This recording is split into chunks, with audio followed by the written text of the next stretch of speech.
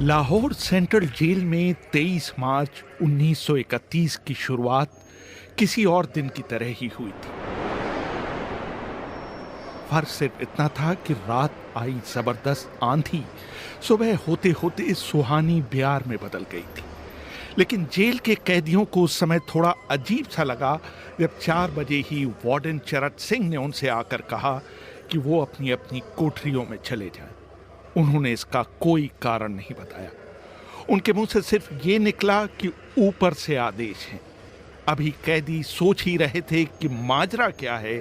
Jail का नाई बरकत हर कमरे के सामने से फुसफुसाते हुए गुजरा कि आज रात भगत सिंह, राजगुरु और सुखदेव को फांसी दी जाने वाली है। जेल के कैदियों ने बरकत से मनुहार की कि वो फांसी के बाद भगत सिंह की कोई भी चीज उन्हें ला दे, ताकि वो अपने पोतों पोतियों को बता सकें कि कभी वो भी भगत सिंह के साथ जेल में बंद थे। बरकत भगत सिंह की कोठरी में गया और वहां से उनका पेन और कंघा ले आया। सारे कैदियों में उस पर अधिकार जताने की होड़ सी लग गई। आखिर में इसके लिए ड्रॉ निकाला गया। अब सब कैदी चुप हो चले थे। उनकी निगाहें उनकी कोठरी के सामने होकर जाने वाले रास्ते पर लगी हुई थी। भगत सिंह और उनके साथी फांसी पर लटकाए जाने के लिए उसी रास्ते से गुजरने वाले थे। एक बार पहले जब भगत सिंह उसी रास्ते से ले जाए जा रहे थे तो पंजाब कांग्रेस के नेता भीमसेन सच्चर ने ऊंची आवाज कर उनसे पूछा था, आप और आपके साथियों ने लाहौर षड्यंत्र केस में अपना बचाव क्यों नहीं किया? भगत सिंह का जवाब था, इनकलाबियों को मरना ही होता है, क्योंकि उनके मरने से ही उनका अभियान मजबूत होता है, अदालत में अपील से नहीं। वार्डन चरत सिंह भगत सिंह के खैर ख्वाह थे और अपनी तरफ से जो कुछ बन पड़ता था उनके लिए करते थे। उनकी वजह से ही लाहौर की द्वारकादास लाइब्रेरी से भगत सिंह के लिए किताबें निकालकर जेल के अंदर आ पाती थी। भगत सिंह पर खासा काम करने वाले चमन लाल अपनी किताब भगत सिंह डॉक्यूमेंट्स में लिखते हैं, भगत सिंह को किताबें पढ़ने का इतना शौक था कि एक बार उन्होंने अपने स्कूल के साथी जयदेव गुप्ता को लिखा था कि वो उनके लिए कार्ल लीबनेक की मिलिटरिज्म, लेनिन की लेफ्ट विंग कम्युनिज्म और अपटन सिनक्लेयर का उपन्यास द स्पाई कुलबीर के जरिए भिजवा दें। भगत सिंह जेल की कठिन जिंदगी के आदी हो चले थे। उनकी कोठरी नंबर 14 का फर्श पक्का नहीं था, उस पर घास उगी हुई थी। कोठरी में बस इतनी सी जगह थी कि उनका 5 फीट 10 इंच का शरीर बमुश्किल उसमें समा पाए। भगत सिंह को फांसी दिए जाने से 2 घंटे पहले उनके वकील प्राणनाथ मेहता उनसे मिलने पहुंचे थे।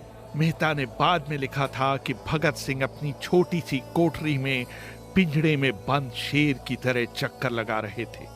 उन्होंने मुस्कुराकर मेहता का स्वागत किया और पूछा कि आप मेरी किताब रिवॉल्यूशनरी लेनिन लाए या नहीं। जब मेहता ने उन्हें किताब दी तो वो उसे उन्हीं के सामने पढ़ने लगे, मानो उनके पास अब ज्यादा समय न बचा हो। मेहता ने उनसे पूछा कि क्या आप देश को कोई संदेश देना चाहेंगे? भगत सिंह ने किताब से मुंह हटाए बगैर कहा, सिर्फ 2 संदेश, साम्राज्यवाद मुर्दाबाद और इनकलाब जिंदाबाद। इसके बाद भगत सिंह ने मेहता से कहा कि वो पंडित नेहरू और सुभाष बोस को मेरा धन्यवाद पहुंचा दें, जिन्होंने मेरे केस में गहरी रुचि ली थी। भगत सिंह के साथ ही रहे शिव वर्मा अपनी किताब रेमिनिसेंसेस ऑफ फिलो रिवॉल्यूशनरीज में लिखते हैं, मैं भी उसी जेल में था जिसमें भगत सिंह को रखा गया था। एक शाम हमारी जेल के ताले खोले गए और हमसे बाहर निकलने के लिए कहा गया। सरकार चाहती थी कि भगत सिंह की फांसी से पहले हमें वहां से हटा दिया जाए। गेट की तरफ जाने से पहले जेल के सुपरिटेंडेंट ने हमसे पूछा, क्या तुम अपने कॉमरेडों से मिलना चाहोगे? हमें भगत सिंह की कोठरी के बाहर ले जाया गया। उन्हें देखते ही मेरी आंखों में आंसू आ गए। भगत सिंह ने मुझे कहा, ये भावुक होने का समय नहीं है, जल्दी ही मैं सारी चिंताओं से मुक्त हो जाऊंगा। तुम वादा करो कि तुम हार नहीं मानोगे। इतना कहकर उन्होंने सींगचे से अपने हाथ बाहर निकालकर मेरे हाथों को पकड़ लिया। जैसे ही जेल सुपरिटेंडेंट ने ये दृश्य देखा, उसने चिल्लाकर आदेश दिया, मार्च। ये मेरी भगत सिंह से आखिरी मुलाकात थी। भगत सिंह से मिलने के बाद मेहता राजगुरु से मिलने उनकी कोठरी पहुंचे। राजगुरु के अंतिम शब्द थे, हम लोग जल्द मिलेंगे। सुखदेव ने मेहता को याद दिलाया कि वो उनकी मौत के बाद जेलर से वो कैरम बोर्ड ले लें जो उन्होंने उन्हें कुछ महीने पहले दिया था। मेहता के जाने के थोड़ी देर बाद जेल अधिकारियों ने तीनों क्रांतिकारियों को बता दिया कि उनको वक्त से 12 घंटे पहले ही फांसी दी जा रही। अगले दिन सुबह 6 बजे के बजाय उन्हें उसी शाम 7 बजे फांसी पर चढ़ा दिया जाएगा। भगत सिंह मेहता द्वारा दी गई किताब के कुछ पन्ने ही पढ़ पाए थे। उनके मुंह से निकला, क्या आप मुझे इस किताब का एक अध्याय भी खत्म नहीं करने देंगे? भगत सिंह ने जेल के मुस्लिम सफाई कर्मचारी बेबे से अनुरोध किया कि वो उनके लिए उनको फांसी दिए जाने से एक दिन पहले शाम को अपने घर से खाना लाए। लेकिन बेबे भगत सिंह की ये इच्छा पूरी नहीं कर सके, क्योंकि भगत सिंह को 12 घंटे पहले फांसी देने का फैसला ले लिया गया और बेबे को जेल के गेट के अंदर घुसने ही नहीं दिया गया। थोड़ी देर बाद तीनों क्रांतिकारियों को फांसी की तैयारी के लिए उनकी कोठरियों से बाहर निकाला गया। भगत सिंह, राजगुरु और सुखदेव ने अपने हाथ आपस में जोड़े और अपना प्रिय आजादी गीत गाने लगे। कभी वो दिन भी आएगा कि जब आजाद हम होंगे, ये अपनी ही जमीन होगी, ये अपना आसमां होगा। फिर इन तीनों का एक एक करके वजन लिया गया। सबके वजन पहले से बढ़ गए थे। इन सब से कहा गया कि अपना आखिरी स्नान करें। फिर उनको काले कपड़े पहनाए गए, लेकिन उनके चेहरे खुले रहने दिए गए।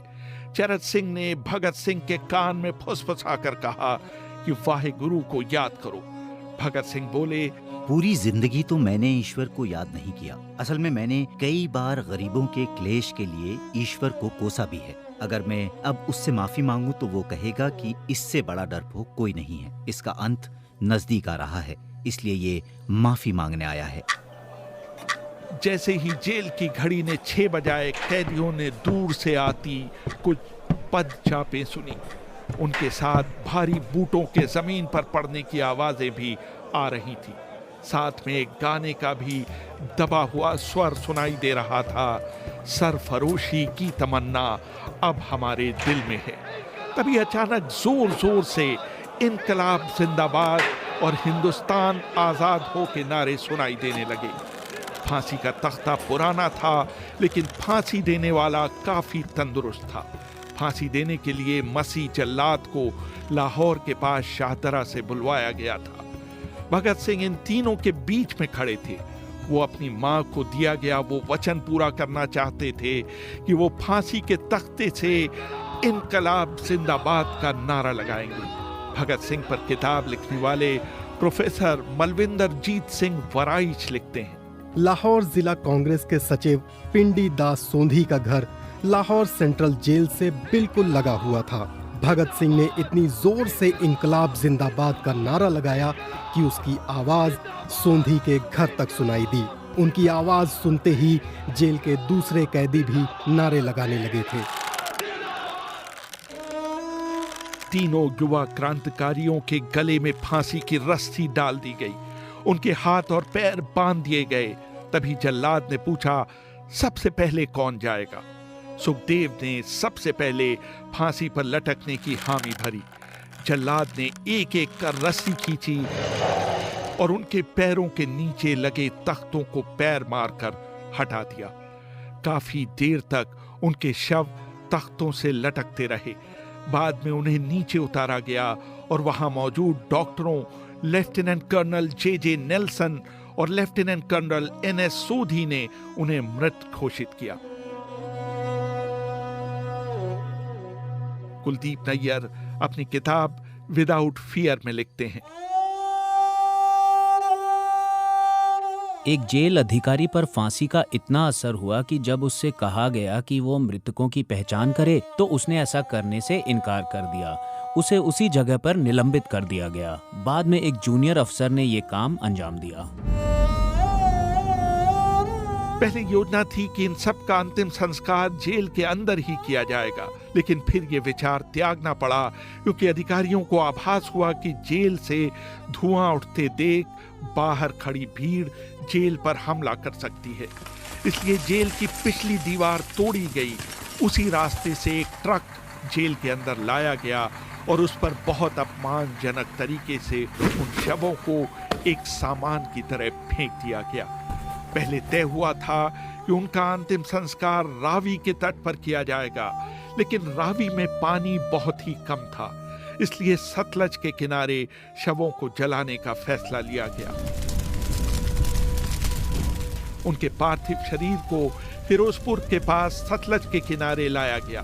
तब तक रात के 10 बज चुके थे। इस बीच उप पुलिस अधीक्षक कसूर सुदर्शन सिंह कसूर गांव से एक पुजारी जगदीश अचरज को बुला लाए। अभी उनके शवों में आग लगाई ही गई थी कि लोगों को इसके बारे में पता चल गया। जैसे ही ब्रिटिश सैनिकों ने लोगों को अपनी तरफ आते देखा, वो शवों को वहीं छोड़कर अपने वाहनों की तरफ भागे। सारी रात गांव के लोगों ने उन अधजले शवों के चारों ओर पहरा दिया। अगले दिन दोपहर के आसपास जिला मजिस्ट्रेट के दस्तखत के साथ लाहौर के कई इलाकों में नोटिस चिपकाए गए, जिसमें बताया गया कि भगत सिंह, सुखदेव और राजगुरु का सतलज के किनारे हिंदू और सिख रीति से अंतिम संस्कार कर दिया गया। इस खबर पर लोगों की कड़ी प्रतिक्रिया आई और लोगों ने कहा कि इनका अंतिम संस्कार करना तो दूर, उन्हें पूरी तरह जलाया भी नहीं गया। जिला मजिस्ट्रेट ने इसका खंडन किया, लेकिन किसी ने उस पर विश्वास नहीं किया। इन तीनों के सम्मान में 3 मील लंबा शोक जुलूस लाहौर के नीला गुंबद से शुरू हुआ। पुरुषों ने विरोध स्वरूप अपनी बाहों पर काली पट्टियां बांध रखी थीं और महिलाओं ने भी काली साड़ियां पहन रखी थीं। लगभग सभी लोगों के हाथ में काले झंडे थे। लाहौर के मॉल से गुजरता हुआ जुलूस अनारकली बाजार के बीचों बीच जा रुका। यकायक पूरी भीड़ में उस समय सन्नाटा छा गया जब घोषणा की गई कि भगत सिंह का परिवार तीनों शहीदों के बचे हुए अवशेषों के साथ फिरोजपुर से वहां पहुंच गया है। जैसे ही 3 फूलों से ढके ताबूतों में उनके शव वहां पहुंचे, भीड़ भावुक हो गई। लोग अपने आंसू नहीं रोक पाए। वहीं पर एक मशहूर अखबार के संपादक मौलाना जफर अली ने एक नज्म पढ़ी, जिसका लब्बो-लबाब था कि किस तरह इन शहीदों के अधजले शवों को खुले आसमान के नीचे जमीन पर छोड़ दिया गया। उधर भगत सिंह की फांसी के बाद वार्डन चरत सिंह सुस्त कदमों से अपने कमरे में पहुंचे और फूट फूट कर रोने लगे। अपने 30 साल के करियर में उन्होंने सैकड़ों फांसियां होती देखी थीं, लेकिन किसी ने मौत को इतनी बहादुरी से गले नहीं लगाया था जितना भगत सिंह और उनके 2 कॉमरेडों ने। कम से कम उस समय किसी को इस बात का अंदाजा नहीं था कि 16 साल बाद उनकी शहादत भारत में ब्रिटिश साम्राज्य के अंत का एक कारण साबित होगी और भारत की जमीन से सभी ब्रिटिश सैनिक हमेशा के लिए चले जाएंगे।